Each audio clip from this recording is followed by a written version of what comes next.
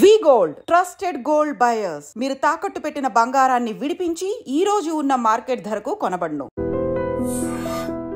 ఇంత జరుగుతున్నా ఇంట్లో అంత హింస అనుభవిస్తున్న భార్య అత్తింటి వాళ్ళ నుంచి మగవాళ్ళు ఎందుకు బయటకు వచ్చి తమ బాధను చెప్పుకోవడానికి ఆలోచిస్తున్నారు? ఇంకా యూట్యూబ్ ఛానల్కు ఎంటర్ చేస్తే మళ్ళీ కొన్ని యూట్యూబ్ ఛానల్ వాళ్ళు కొన్ని మీడియా వాళ్ళు వెళ్ళి అమ్మాయిని తీసుకొచ్చి నన్ను రివర్స్లో ఆమె చేత రివర్స్లో చేపించడం, అది ఇంకా మానసిక క్షోభకు గురవుతున్నారు. ముంబై రోనక్ కావచ్చు, అలాగే బెంగళూరు అతుల్ సుభాష్ చనిపోతున్నారు. ముఖ్యంగా ప్రతి 6 నిమిషాలకి ఒక పురుషుడు సూసైడ్ చేసుకుంటున్నాడు, ముఖ్యంగా ఫ్యామిలీ గొడవల వల్ల. భార్య బాధితులుగా ఉన్న వాళ్ళు వచ్చి వివిధ రకాలైన అలవాట్లకు బానిస అయిపోయి చనిపోయే వాళ్ళు కూడా చాలా మంది ఉన్నారు. వాళ్ళు కూడా భార్య బాధితులే. 2 భార్య బాధితుల కేసుల్ని లక్ష్మి గారు డీల్ చేస్తున్నారు, వాళ్ళకి కౌన్సిలింగ్ ఇస్తున్నారు, వాళ్ళకి ఆత్మస్థైర్యం చెప్పే ప్రయత్నం చేస్తున్నారు. నేను యాక్చువల్లీ యూనివర్సిటీలో పీజీ చేశాను మేడం. నేనున్న పొజిషన్ లో like I'm a professor. So నేను నలుగురికి చెప్తూ ఉంటాను, యాక్చువల్లీ ఇలా ఉండాలి, మీరు లైఫ్ బెటర్ గా ముందుకు వెళ్ళాలి అని చెప్పేసి. 25 ఏళ్ళు పెంచిన మా పేరెంట్స్ ని వదిలేసి అమ్మాయి పేరెంట్స్ ని పట్టుకొని కూర్చోలేం కదా. అందరికీ నమస్కారం, నేను Swaroopa Potlapalli. Welcome to I Dream. రోజు రోజుకి భార్య బాధితుల సంఖ్య పెరిగిపోతుంది. ఎంతో మంది మగవాళ్లు 4 గోడల మధ్య నరకం చూస్తున్నారు. బెంగళూరుకు చెందిన అతుల్ సుభాష్, అలాగే ముంబైకి చెందిన రోనక్ నగ్డా ఆత్మహత్యల ఘటనలు ఎంతో మందిని కలిచివేస్తున్నాయి, కన్నీళ్లు పెట్టిస్తున్నాయి. అయితే చాలా మంది మగవాళ్ళు భార్య అత్తింటి వారి నుంచి వేధింపులు ఎదుర్కొంటున్నా కానీ బయటకు రావట్లేదు. ఎందుకు ఇలా జరుగుతోంది? వచ్చి తమ బాధను చెప్పుకోవడానికి వారెందుకు ఆలోచిస్తున్నారు? ప్రస్తుతం నాతో పాటు Telangana high court senior advocate Lakshmi కట్ట గారు ఉన్నారు. ఆవిడతో మాట్లాడి ఈరోజు 2 భార్య బాధితుల గురించి లైవ్ లో తెలుసుకుందాం, వారి మాటలు విందాం, వారి ఆవేదనను విందాం. నమస్తే లక్ష్మి గారు. చూశారు కదా, రోజు రోజుకి మీ దగ్గరికి వస్తున్న భార్య బాధితుల కేసులు కూడా పెరిగిపోతున్నాయి. ఇంత జరుగుతున్నా ఇంట్లో అంత హింస అనుభవిస్తున్న భార్య అత్తింటి వాళ్ళ నుంచి మగవాళ్ళు ఎందుకు బయటకు వచ్చి తమ బాధను చెప్పుకోవడానికి ఆలోచిస్తున్నారు? ఇంకా అంటే చెప్పుకోవడానికి సిద్ధంగా ఉన్నప్పటికీ కూడా వాళ్ళు వచ్చి ఒక మీడియా ఛానల్కో లేకపోతే ఒక యూట్యూబ్ ఛానల్కో ఎంటర్ చేస్తే మళ్ళీ కొన్ని యూట్యూబ్ ఛానల్ వాళ్ళు కొన్ని మీడియా వాళ్ళు వెళ్ళి అమ్మాయిని తీసుకొచ్చి నన్ను రివర్స్లో ఆమె చేత రివర్స్లో చేపించడం, అది ఇంకా మానసిక క్షోభకు గురవుతున్నారు. సో ఎట్లా అయిపోయిందని అంటే ఏదో మొఖాలకి మాస్క్ కట్టి ఇలాగేదో బ్లర్ చేసి చూపించినట్టు అలా చూపించవలసిన పరిస్థితులు వస్తున్నాయి. ఎందుకంటే వాళ్ళతో రివర్స్ కౌంటర్తో పాటు మళ్ళీ సమాజంలో చుట్టాలందరిలో, ఫ్రెండ్స్ అందరిలో, సొసైటీలో ఇట్లా అనేసి పర్సనల్ లైఫ్ కాబట్టి అలా ఆలోచిస్తున్నారు. కానీ ఒకళ్ళిద్దరూ ముందుకు వస్తే చాలామంది ముందుకు రావడానికి రెడీగా ఉన్నారు. ఇంకా ఈ 2025, 26, 27 ఇయర్ బై ఇయర్ ఇలాంటి కేసెస్ చాలా ఎక్కువ వస్తాయి. ఫ్యూచర్లో మనం వీళ్ళందరినీ కూడా చూడబోతున్నాం. నిజంగా ముంబై రోనక్ కావచ్చు, అలాగే బెంగళూరు అతుల్ సుభాష్ వాళ్ళు చనిపోవడానికి ముందు సెల్ఫీ వీడియోస్ తీసి పెట్టడం వల్ల, తమ బాధల గురించి చెప్పడం వల్ల మనందరికీ ఈ విషయాలు తెలిసాయి తప్ప, లేకపోతే ఎంతమంది ఇవేవి చెప్పకుండానే చనిపోతున్నారు. ముఖ్యంగా ప్రతి 6 నిమిషాలకి ఒక పురుషుడు సూసైడ్ చేసుకుంటున్నాడు, ముఖ్యంగా ఫ్యామిలీ గొడవల వల్ల. అలాగే 35,000 మందికి పైగా మగవాళ్ళు ఏడాదిలో ఆత్మహత్యలు చేసుకుంటున్నారు. లక్ష్మి గారు, మీ దగ్గరకు కూడా వస్తున్నారు కదా, ఒక 2 భార్య బాధితుల కేసులు కూడా మీరు వాదిస్తున్నారు. ఇప్పుడు 10 మంది, 15 మంది, 20 మంది ఉంటే అందులో 2-3 ఈవెన్ కాల్ తీసుకోవడానికి రెడీ అవుతారు. ఎందుకంటే వాళ్ళలో కూడా ముఖ్యంగా ఏంటంటే భార్య బాధితులుగా ఉన్న వాళ్ళు వచ్చి లీగల్గా వాళ్ళు ఉండే వాళ్ళ సెక్షన్స్ని, వాళ్ళకు ఉండే రైట్స్ని, వాళ్ళకు ఉండే ఫండమెంటల్ రైట్స్ని, అంటే జీవించడానికి ఉండే రైట్స్ని, పోలీస్ ప్రొటెక్షన్ని తీసుకోవాల్సింది పోయి ఇలా సూసైడ్ చేసుకోవడం అనేది కూడా కరెక్ట్ కాదు. తెలుస్తుంది కానీ ఎంతోమంది మానసికంగా కుమిలిపోయి వివిధ రకాలైన అలవాట్లకు బానిస అయిపోయి చనిపోయే వాళ్ళు కూడా చాలామంది ఉన్నారు. వాళ్ళు కూడా భార్య బాధితులే. వాళ్ళు కూడా నిజంగా చెప్పాలంటే భార్యల వల్ల చనిపోయే వాళ్ళే, అత్తమామల వల్ల చనిపోయే వాళ్ళు అవుతున్నారు. ఇంకోటి ఏంటంటే మనము ఇలా ఛానల్స్ల మధ్య కూర్చొని ఆడవాళ్ళని తిట్టడానికి లేదు, ఆడవాళ్ళని ఏమీ అనడానికి లేదు, ఆడవాళ్ళని అవమానిస్తున్నారు, ఆడవాళ్ళకి శత్రువులు అని చెప్పేసేసి కొన్ని మహిళా సంఘ వాళ్ళు, కొంతమంది మహిళలు కూడా ఫీల్ అవడం జరుగుతుంది. మంచి వాళ్ళ కోసం ఎవరో మాట్లాడరు. ఎవరైతే బాధితులు ఉన్నారో అందరూ సేమ్ హ్యూమన్ బీయింగ్ కాబట్టి సఫర్ అయ్యే వాళ్ళ గురించే మనం ఎప్పుడు మాట్లాడుతూ ఉంటాం. సో దట్ ఏంటంటే అబ్బాయిలు కూడా ఏంటంటే ఇలాంటి కేసులు ఉన్నప్పుడు చనిపోకుండా, అంటే అంత ప్యానిక్ సిచ్యుయేషన్లోకి వెళ్ళకుండా కూడా ఒక లీగల్ కౌన్సిలింగ్, ఒక పర్సనల్గా ఒక కౌన్సిలింగ్ తీసుకుని దీన్ని ఫైట్ చేసి మేము ఇలా చనిపోయాము అనేసి ఎదుటి వాళ్ళకి చూపించడం కంటే కూడా ఇలా గెలిచాము, ఇలాగ మేము ఒక లేడీస్ చేసే అబ్యూజ్ని మేము కోర్టు ముందుకు తీసుకెళ్ళి లేకపోతే సమాజం ముందుకు తీసుకెళ్ళి మేము దీన్ని భరించుకుంటూ మేము విన్నర్స్ అని చూపించుకోవడం అనేది చాలా అవసరం. చాలామంది ఇలా సఫర్ అవుతున్నారు. చాలా మార్పులు వచ్చేసినాయి సమాజంలో. కొన్ని తల్లిదండ్రుల గురించి కూడా అబ్బాయిలు కూడా ఆలోచించాలి. అది ఇద్దరు భార్యా బాధితుల కేసుల్ని లక్ష్మి గారు డీల్ చేస్తున్నారు, వాళ్ళకి కౌన్సిలింగ్ ఇస్తున్నారు, వాళ్ళకి ఆత్మస్థైర్యం చెప్పే ప్రయత్నం చేస్తున్నారు. లక్ష్మి గారు ఒకసారి వాళ్ళకి కాల్ చేద్దామా? చేద్దామండి.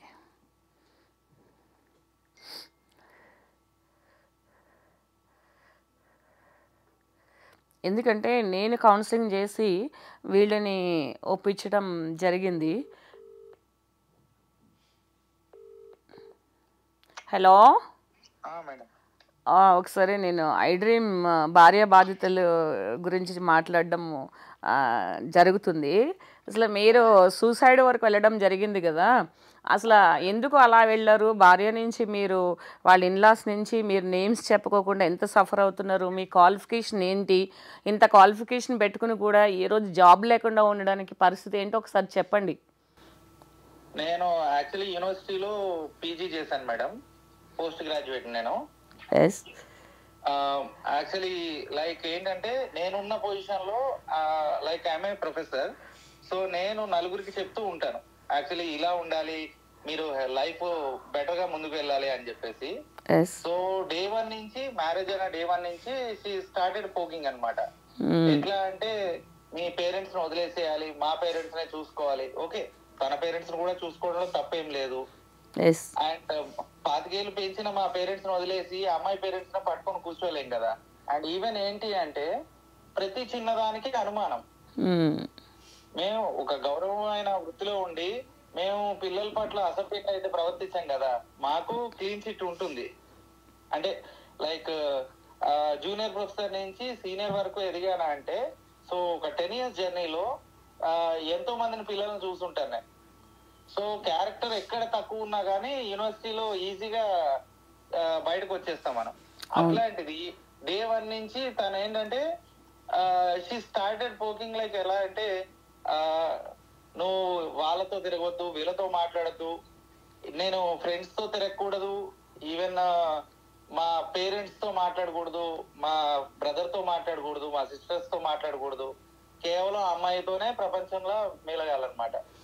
ఆమెకి ఎంతమంది ఫ్రెండ్స్ ఉన్నారు అది చెప్పండి. ఆమెకి ఊరు నిండా ఫ్రెండ్సే మేడం. ఎప్పుడు చూడండి ఎవరో ఒక అబ్బాయితో మాట్లాడుతూనే ఉంటుంది. సో నేనేంటంటే లైక్ మనం సిటీ కల్చర్ లో పెరిగాం కాబట్టి అది పెద్ద విషయం ఏం కాదు లెక్క ప్రకారం అయితే మామూలుగా. As the days goes on ఇదేదో కొంచెం తేడాగా ఉందని చెప్పి యాక్చువల్లీ 1 day కేటాయించి అసలు ఏంటి కదా అని చెప్పి అమ్మాయి గురించి మొత్తం డీటెయిల్స్ చూస్తే ఆ అమ్మాయి మొత్తం అన్ని కూడా మల్టిపుల్ అఫైర్స్ ఉన్నాయి అమ్మాయికి. మల్టిపుల్ అఫైర్స్, 1 2 కాదు, మల్టిపుల్ అఫైర్స్. అండ్ ఈవెన్ ఆ అమ్మాయి ఏంటి అంటే మాక్సిమము తను చేసిన బ్లేమ్స్ నా మీద వేసి రుద్దడానికి స్టార్ట్ చేస్తుంది. ఎందుకంటే మనము విషయం తెలుసుకుంటే ఇది ఎందుకు చేస్తామని మనం క్వశ్చన్ చేస్తామని చెప్పి నేను చేయని తప్పుకి ఆ అమ్మాయి చేసిన తప్పులు కూడా నన్నే పోక్ చేయడం మొదలు పెట్టింది. నాకు ఫస్ట్ ఇది అర్థం కాక అసలు ఏం చేస్తున్నాను, నేను ఈ అమ్మాయికి స్పేస్ ఇవ్వలేకపోతున్నానేమో అని చెప్పి నేను డిప్రెస్ అయ్యాను. సో డేస్ గడిచే కొద్దీ అమ్మాయి ఏంటంటే వర్బల్ అబ్యూస్. యూజువల్లీ ఏంటంటే మనకి వాక్ స్వాతంత్రం ఉంది కదా అని ఏది పడితే అది వాగేస్తున్నారు. అలాగా ఇష్టం వచ్చినట్టు బూతులు తిట్టేది. అయితే సూసైడ్ అటెంప్ట్ చేసుకుంటాను, 498A కేసు పెట్టేస్తాను, ఇది ఒక అస్త్రం అయిపోయింది అమ్మాయిలకి. నిజంగా they are misusing 498A case. ఏమంటే చాకు తెచ్చుకోవడం, నేను పొడుచుకొని చచ్చిపోతా, మీ పేరెంట్స్ పేరు చెప్పేస్తా, మీ అందరి పేర్లు రాసి నేను సూసైడ్ చేసుకొని చచ్చిపోతా. మీరు ఇల్లు వదిలిపెట్టి వెళ్ళిపోయి సూసైడ్ వరకు రావడానికి ఏంటి అసలు టార్చర్ అంతా? నేను ఎవరితోనే మాట్లాడకూడదు మేడం, నాకంటూ ప్రపంచం ఉండకూడదు, నాకంటూ లైఫ్ ఉండకూడదు. ఎలా అయిపోయిందంటే ఇంకా నేను ఒకరితో మాట్లాడాలంటే అమ్మ మా వైఫ్ చూస్తుందేమో, మా సొంత మదర్ తో మాట్లాడాలంటే నాకు భయపడే స్టేజ్ వచ్చింది. నాకు అమ్మతో అక్రమ సంబంధం అంటగడుతుంది, అక్కతో సంబంధం అంటగడుతుంది, ఇంటి దగ్గర ఎవరన్నా పిల్లలతో మాట్లాడితే వాళ్ళతో కూడా మాట్లాడుతూ ఉంటది. అక్రమ సంబంధాలు అంటగట్టడం నాకు ఎలా అయిపోయిందంటే ఒక జిగుత్సాకరమైన పరిస్థితి వచ్చేసింది. ఈ లైఫ్ ఎందుకు ఇలా బతుకుతున్నాను అన్నది వచ్చేసింది. నేను ఎప్పుడు నవ్వుతూ ఉండేవాడిని కాస్త నా లైఫ్ లో నవ్వు అనేది లేకుండా అయిపోయింది అనమాట. ఇప్పుడు మీరు సూసైడ్ వరకు వెళ్ళి బ్యాక్ వచ్చి కౌన్సిలింగ్ తీసుకుని ఉన్నారు కదా, మీలాంటి బాధితులకి ఏం చెప్పాలనుకుంటున్నారు? అంటే ఈ మధ్యన కొంతమంది సూసైడ్ చేసుకుని చనిపోతున్నారు, అది చాలా బాధాకరం కదా. అలాంటి ఈ భార్య బాధితులకి వరకట్న వేధింపులతో కేసులతో బాధపడుతున్న వాళ్ళకి మీరు ఏం చెప్పాలనుకుంటున్నారో ఒకసారి మీరు ఈ టీవీ ముఖంగా చెప్తే, ఛానల్ ముఖంగా కొంతమంది మీలాంటి వాళ్ళు బయటకు వస్తారు. అదే మేడం, మెయిన్ అందరికీ చెప్పేది ఒకటే, ఎవరన్నా ఈ సూసైడ్ అటెంప్ట్ వరకు వెళ్ళాలి అనుకుంటే ఒక్కసారి 5 సెకండ్లు ఆగి మీ తల్లిదండ్రులను గుర్తు తెచ్చుకుంటే, వాళ్ళ ముఖాలు గుర్తు తెచ్చుకుంటే, వాళ్ళు ఎంత కష్టపడి మిమ్మల్ని పెంచారు అన్నది మీకు గుర్తొస్తుంది. వన్స్ అది గుర్తొచ్చిన తర్వాత అక్కడ దాకా వెళ్ళడానికి ఇష్టపడరు. మీరు అమ్మాయి గురించే బతకాల్సిన అవసరం లేదు. మీ తల్లిదండ్రులను జాగ్రత్తగా చూసుకోగలిగి వాళ్ళ లాస్ట్ స్టేజ్ లో వాళ్ళు బాధపడకుండా కంటతడి పెట్టుకోకుండా ఉంటే చాలు. ఇంతే మేడం నేను చెప్పాలనుకున్నది. ఎందుకంటే మనకి లైఫ్ లో మ్యారేజ్ అనేది ఒక చిన్న పార్ట్ మాత్రమే. మనం ఎంతో కష్టపడి పెంచిన పేరెంట్స్ ని కూడా మనం ఇదైపోయి, ఎందుకంటే నేను కూడా అదే స్టేజ్ నుంచి బ్యాక్ రిటర్న్ వచ్చాను. కేవలము మా మదర్ గురించి మొత్తం పెద్దలు ఎవరైతే ఉన్నారో నాకు గైడెన్స్ ఇచ్చి చెప్పిన వాళ్ళు ట్రీట్మెంట్ తీసుకొని వచ్చినప్పుడు మా మదర్ ని గుర్తు తెచ్చుకొని, లేదు మా మదర్ కోసం అన్నా నేను స్ట్రాంగ్ గా ఉండాలి. నేను 6 months ఎంత డ్రామాకి వెళ్ళానో మీరు కూడా మీకు కళ్ళారా తెలుసు. ప్రీవియస్ ఎంత నేను డిప్రెస్ అయిపోయాను ఏంటి అన్నది. అందరికి చెప్పేది ఏంటంటే, డోంట్ కమిట్ ఫర్ సూసైడ్. ప్రాణం అనేది చాలా విలువైనది. లైఫ్ లో ఇలాంటి చిన్న చిన్న డిస్టర్బెన్స్ వస్తూ ఉంటాయి, పోతా ఉంటాయి. దాని గురించి మనం ఎక్కడా కూడా డౌన్ అవ్వక్కర్లేదు. మన లైఫ్ అనేది ఇంకొకరికి ఎగ్జాంపుల్ అవ్వాలి తప్పితే మనము అంతేకాని మనం ఎప్పుడు కూడా నెగిటివ్ గా తీసుకెళ్ళకూడదు. Be positive, always think positive. Okay అండి, థ్యాంక్ యూ. ఏమండి, ఆమె ఏం చదువుకుంది? జాబ్ ఏమన్నా చేస్తారా? ఆ అమ్మాయి MBA గ్రాడ్యుయేట్ అని చెప్పారండి. నాకు కనీసం అమ్మాయి ఆధార్ కార్డు కూడా ఇవ్వలేదు. అమ్మాయి డే 1 నుంచి చెప్పినవన్నీ కూడా, మాకు మ్యారేజ్ టైంలో చెప్పిన అన్ని కూడా తప్పులే. నోరు తెరిస్తే పచ్చి బూతులు అనమాట. ఇంకా వర్బల్ అబ్యూజ్ ఎంత దారుణంగా ఉంటదంటే అసలు మనము not even we can't able to imagine it. అది ఒక్కసారి విన్నాము అంటే ఇంకా ఎంతటి మనిషికైనా సరే కంప్లీట్ డిప్రెస్ అయిపోవాల్సిందే. సరే, ఈ కేసులన్నీ మీరు గెలిచిన తర్వాత మళ్ళీ ఒకసారి స్టూడియోకి వచ్చి అందరికి ఒక రోల్ మోడల్ గా నేను డైరెక్ట్ గానే స్టూడియోకి వచ్చి మాట్లాడతానండి. అండ్ చాలా మంది ఇలా బయటకు చెప్పుకోలేక చాలా కష్టపడుతున్నారు. వాళ్ళందరికీ ఖచ్చితంగా నేను కౌన్సిల్ చేస్తాను. అండ్ నేను కంపల్సరీ వచ్చి మాట్లాడతాను. మీరు ఆవిడ మీద కేసులు పెట్టారా? ఆవిడ మీ మీద కేసులు పెట్టారా? ఆవిడ నా మీద 12 కేసులు పెట్టింది మేడం మొత్తము. చూసారా, బెంగళూరు అతుల్ సుభాష్ విషయంలో కూడా ఇలాగే కేసుల మీద కేసులు పెట్టేసి ఆడవాళ్ళు. యాక్చువల్లీ అక్కడ ప్రాబ్లం ఏమొచ్చిందంటే మేడం, ఇప్పుడు మ్యారేజ్ చేసుకున్నందుకు నా మీద పెడితే తప్పు లేదు. సరే, ఏదన్నా ఉంటే తప్పు కరెక్టో నేనే ఫేస్ చేస్తాను.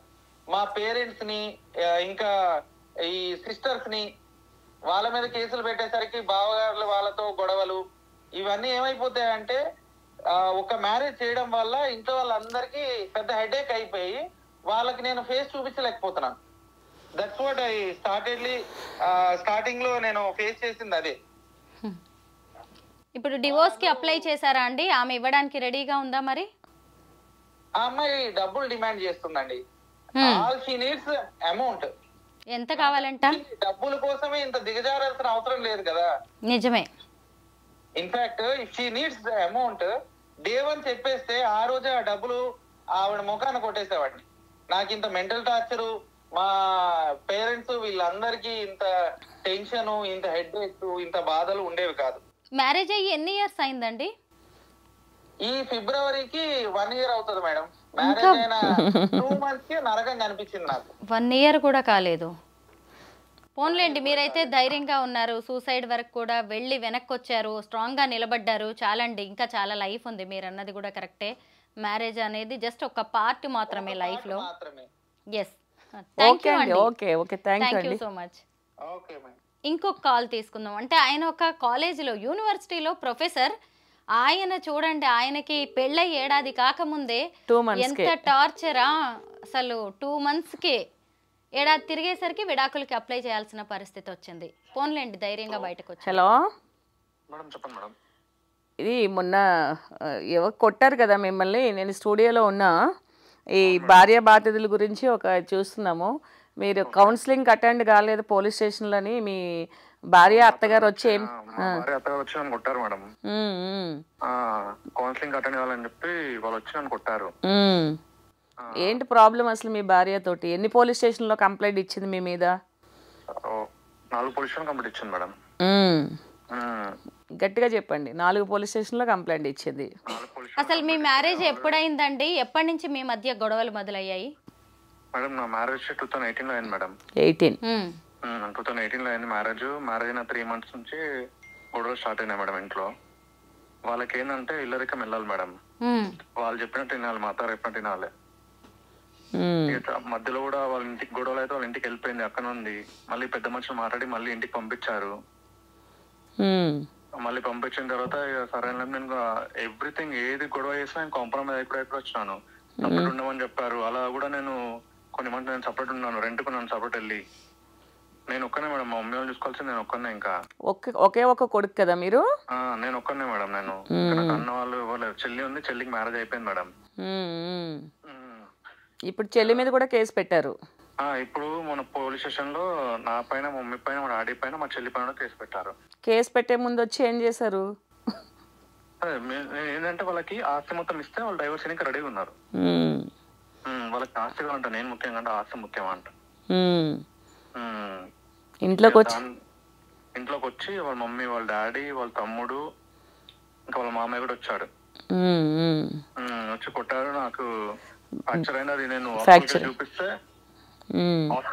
వాళ్ళు లెటర్ ఇచ్చారు మేడం నాకు. మెడికల్ లీగల్ కేసు కింద మెడికల్ MLC సంథింగ్ ఉంటది, అది ఇచ్చారు నాకు. అది ఇస్తే నేను కంప్లైంట్ ఇచ్చాను పోలీస్ స్టేషన్ లో. వాళ్ళని పిలిపించారు. వాళ్ళని పిలిచి వాళ్ళకి కౌన్సిలింగ్ ఇచ్చారు. వాళ్ళు కూడా చెప్పారు ఇంటికి వెళ్ళదేమంటే మీరు మాట్లాడుకొని కూర్చోండి అని చెప్పారు. వాళ్ళేమో రమ్మంటే కూడా వాళ్ళు రావట్లేదు మేడం ఇక్కడికి, హైదరాబాద్ మాట్లాడమంటే. అంతకుముందు మీ మమ్మీ మీ నాన్నగారు అమ్మని కూడా కొట్టారు కదా? కొట్టారు మేడం, మధ్యలో కొట్టారు. మా మమ్మీని, మా డాడీని కూడా కొట్టారు అంతకుముందు. నేను అవన్నీ ఓపిక పట్టి కూడా నేను పోనీలే మనలే కదా చేంజ్ అవుతానని చూసాను. ఇంకా నేను ఓపిక భరించలేకపోతే ఇంకా నేను స్టార్ట్ చేశాను మేడం. డైవర్స్ చేశారు. డైవర్స్ కోసం స్టార్ట్ చేశాను. ఇక నేను. పిల్లలు ఉన్నారా అండి? ఒక పాప ఉంది మేడం. మరి పాప పరిస్థితి ఏంటి?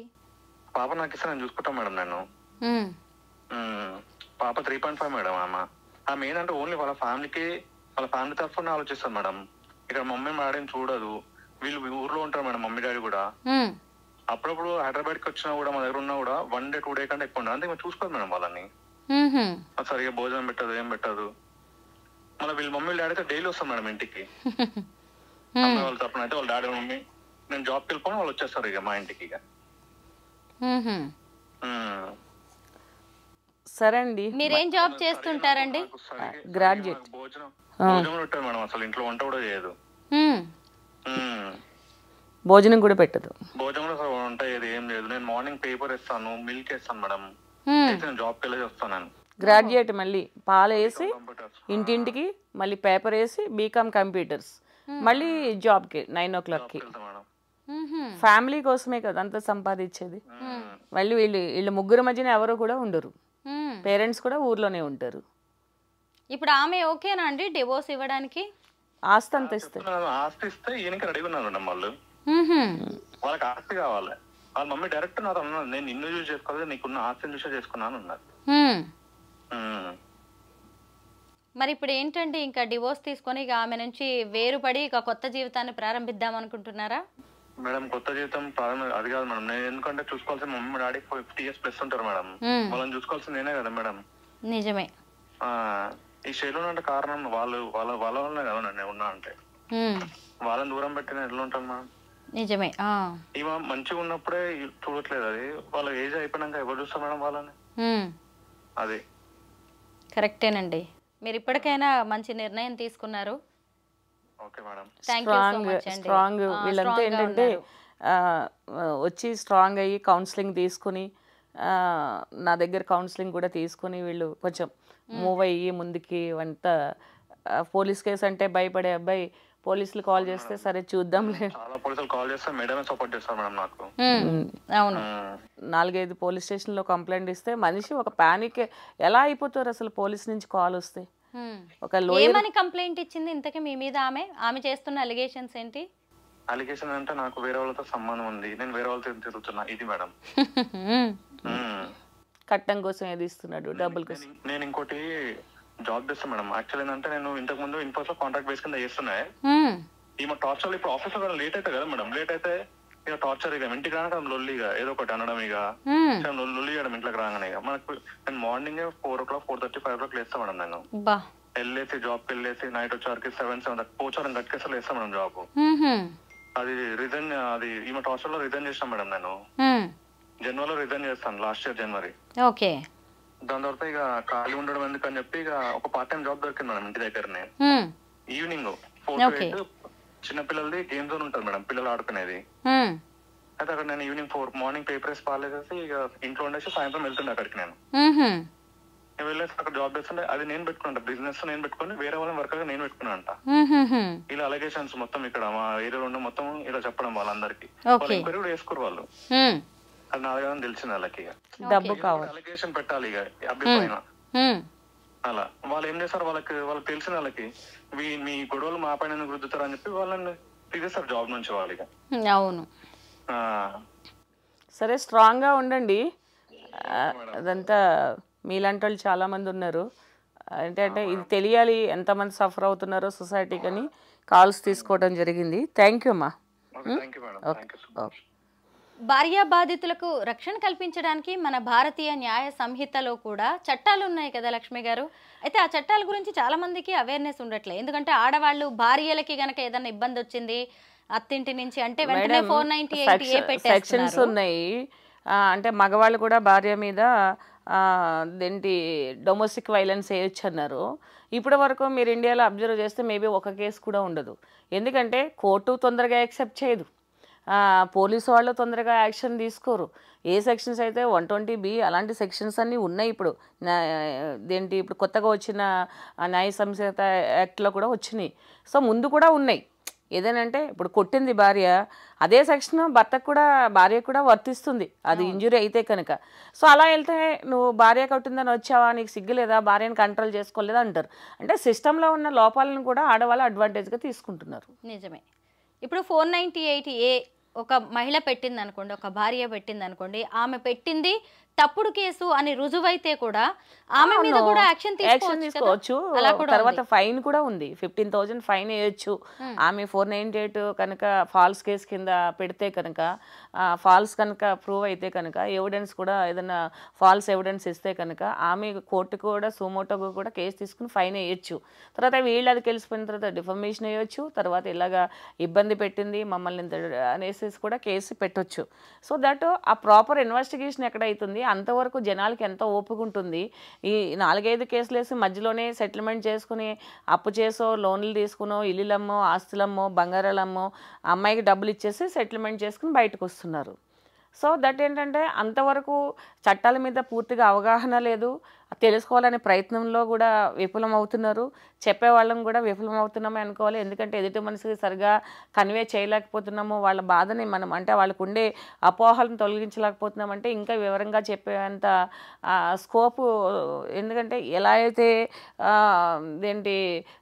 సెక్సువల్ ట్రాన్స్మిటెడ్ డిసీజెస్ గురించి లేకపోతే కొన్ని వ్యాధుల గురించి పరిశుభ్రత గురించి కొన్ని ఫ్లెక్సీలు వేసి కొన్ని గవర్నమెంట్ ఆఫీసెస్ దగ్గర అవేర్నెస్ వస్తున్నారు. అలాగే ఫ్యూచర్లో ఏంటంటే మగాళ్ళు కూడా భార్య బాధితులు కూడా లేకపోతే కోడల బాధితులు లేకపోతే కొడుకు బాధితులు వీళ్ళందరికీ కూడా సీనియర్ సిటిజన్కి ఒక చట్టం వచ్చేటట్టు వీళ్ళు కూడా ఏదైనా రక్షణ చట్టం వస్తే కౌన్సిలింగ్ తీసుకుంటే బాగుంటుంది. నిజమే. ఇప్పుడు భార్య బాధితుల సంఘాలు కూడా ఏర్పాటయ్యాయి కదా. యాక్చువల్లీ భార్య బాధితుల సంఘాలు అనేవి చాలా ఉన్నాయి మేడం, ఇప్పుడు బయటకు రావట్లేదు. ఫస్ట్ తాడేపల్లిగూడెంలో బాలాజీ అనే ఒక అతను ఒక 15 years బ్యాకే భార్య బాధితుల సంఘం అని పెట్టి దానికి క్యాలెండర్స్ వేయించి అవన్నీ చాలా చేశాడు అతను కూడా. కానీ కాలక్రమేణా అందరూ ఇంకా సోషల్ మీడియా వచ్చిన తర్వాత కొంచెం మరుగున పడింది. ఎవరికి వాళ్ళే భార్య బాధితులే, అంటే ఈ ప్రాబ్లమ్స్ ఫేస్ చేసేవాళ్ళు వాళ్ళు సంఘాల్లోకి రావడానికి సేవ్ ఇండియా అని చెప్పేసి ఒకటి భార్య బాధితుల సంఘం ఉంది, ఇంకా చాలా ఉన్నాయి. అవేంటంటే మీడియాకి వచ్చి బయట ఉంటే అదేదో వాళ్ళు షేమ్ కింద ఫీల్ అయ్యి రావట్లేదు. కానీ సేవ్ ఇండియా అనే దాంట్లో చాలామంది మెంబర్స్ ఉన్నారు, భార్య బాధితుల సంఘాలు ఉన్నాయి. వైజాగ్లో ఆడపడుచు అత్త కూడా సంఘాలు పెట్టుకున్న ఉన్నాయనేసి నేను విన్నాను. అంటే ఇలాగ 498లో విక్టిమ్స్గా ఉన్నవాళ్ళు. సో అవన్నీ ఉన్నాయి, కానీ సీరియస్గా బయటకు వచ్చి దాని మీద అవేర్నెస్ కల్పించడం చాలా అవసరం ఉంది. నిజమే, భార్య బాధితులు మన చుట్టూ చాలా మంది ఉన్నారు. అయితే ఇంకా బయటకు చెప్పుకోలేక, ఏడవలేక, చెప్పుకుంటే పరువు పోతుందని ఇలాగ రకరకాలుగా ఆలోచించి ఆత్మహత్యలు చేసుకోవాల్సిన అవసరమే అయితే లేదు. ఎందుకంటే చట్టాలు ఆడవాళ్ళకి ఎలాగున్నాయో మగవాళ్ళకు కూడా అలాగే ఉన్నాయి. చావు వరకు వెళ్లాల్సిన పరిస్థితులు అయితే ఖచ్చితంగా లేవు. ఇలాంటి లాయర్స్ ఖచ్చితంగా మగవాళ్ళ వెనక నిలబడడానికి కూడా ఉన్నారు. మీ వాదన వినిపించడానికి మేము కూడా ఎప్పుడూ రెడీగా ఉంటాం. Thank you so much Lakshmi గారు. ఎందుకంటే మాకు నిజంగా ఇద్దరు భార్య బాధితులు ఉన్నారు అని మాకు లైవ్లో వాళ్ళ ఆవేదన కూడా వినిపించినందుకు మీకు థ్యాంక్ యూ సో మచ్, ధన్యవాదాలు. అంటే అందరికీ కొంచెం తెలిసి ఇలా బయటకు వచ్చి పానిక్ కాకండి. ఏంటంటే తల్లిదండ్రుల ముఖం చూడాలి, పిల్లలుంటే పిల్లలను కూడా చూడాలి. అలాగే ఏంటంటే సొసైటీలో ఒక రెస్పాన్సిబిలిటీ ఉన్న సిటిజన్ కింద మనం ప్రవర్తించాలి. కానీ ఒక మనిషి మనం టార్చర్ చేస్తుంటే చనిపోవలసినంత చిన్న ప్రపంచంలో, చిన్న జోన్లో మనం లేము. ప్రపంచం చాలా పెద్దది, చాలా మంది మనకి హెల్ప్ చేసే వాళ్ళు ఉంటారు. సో ఇది ఇలా చనిపోవడం అనేది ఎవరికి కరెక్ట్ కాదు. 1 by 1 వాళ్ళు చనిపోయారని మనం చనిపోదాం ఇంకొకరు చనిపోవడం అనేది దేనికి సొల్యూషన్ కాదు. బయటకు రండి, కరెక్ట్ అడ్వైస్ తీసుకోండి, కౌన్సిలింగ్ తీసుకోండి, ఫైట్ చేయండి. అవతల వాళ్ళు తప్పని నిరూపించి మీరు ఒక విన్నర్గా, ఒక రోల్ మోడల్గా ఉండడం అనేది చాలా అవసరం. అబ్బాయిలందరికీ విక్టిమ్స్కి చెప్పేది అది. థ్యాంక్ యూ అండి.